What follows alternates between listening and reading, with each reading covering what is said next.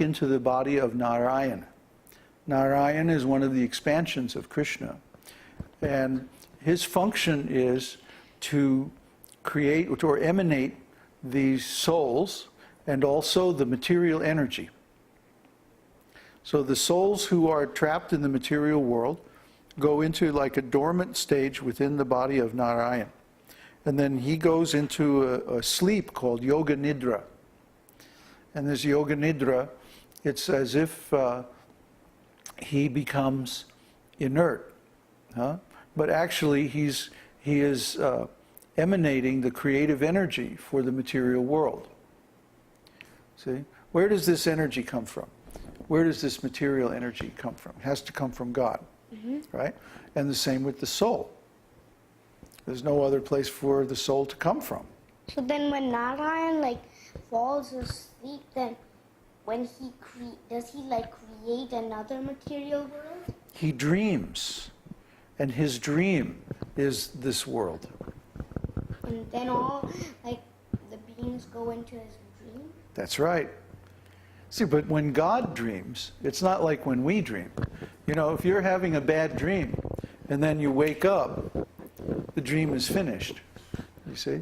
But when God dreams, his dreams are reality, at least for us. It's kind of hard to understand. But then once he finishes dreaming, does he create another Put the microphone. Put the microphone here. But once he finishes dreaming, doesn't he create another material world? Yes, over and over and over again. He creates the material world, then he destroys it. Then he creates it, then destroys it. But the mortal beings go through all those cycles? Yes.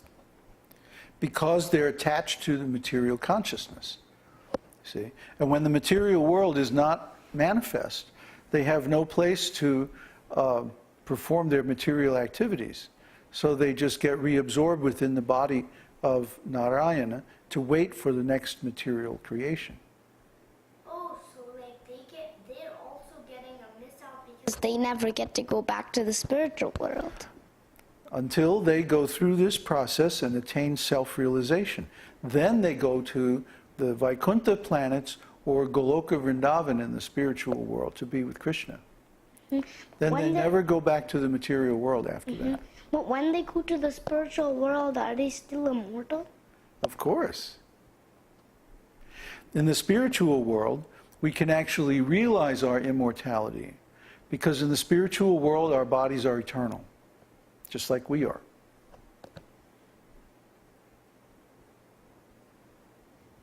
Okay. Any other questions while we're at it? Huh? No more questions? No questions? Everybody understands everything? My godbrother Vishnu John had a cute trick. If there were no questions, he'd say, everybody understands everything? And people would go, yeah. He'd say, okay, lock the doors, bring the razors.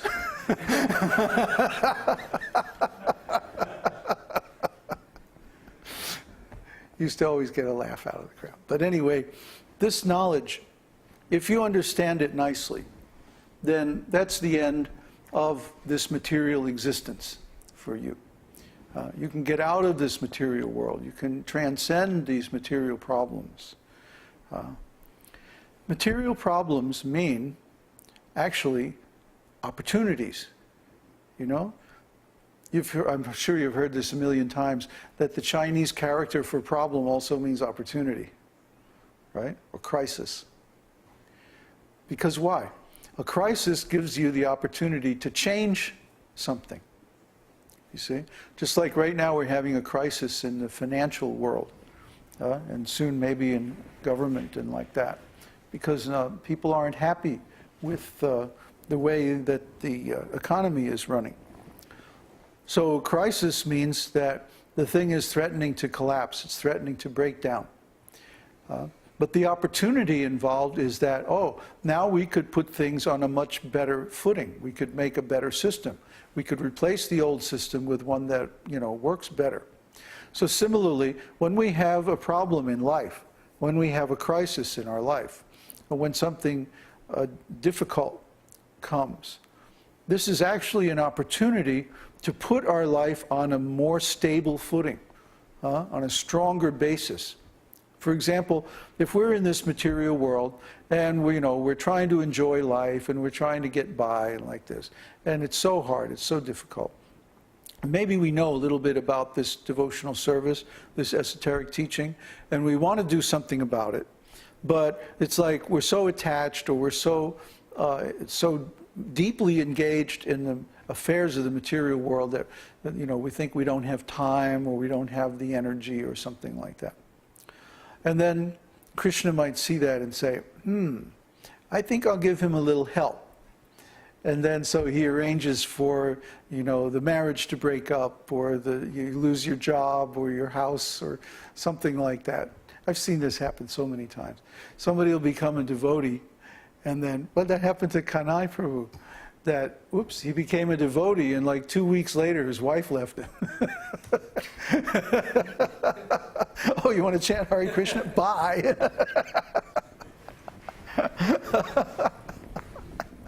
So, this probably was not a terribly stable relationship to begin with. But, similar things happen to me. Similar things happen to every devotee I know. That as soon as you actually make a commitment and say, this is what I'm going to do. I'm going to strive for this goal. I'm getting out of this material world. Something changes. And often your material circumstances will also change profoundly. Christina went through a similar experience. As soon as she made a commitment to this lifestyle, as soon as she decided, okay, this is really what I want to do with my life, then like, boom, bam, bang, bada bing, bada boom, right? Everything changed. And actually, all of our devotees kind of went through that. I went through that myself. So every time Kṛṣṇa sees, oh, somebody has an interest in this devotional service, very nice. I'll rearrange things so that they have easier time of it, or they have, better facility or less obstacles or something like that. And sometimes we go, no, wait a minute, wait, whoa, But these are just material things, they're going to go away anyway. We can't be too attached to them, because all material things are temporary,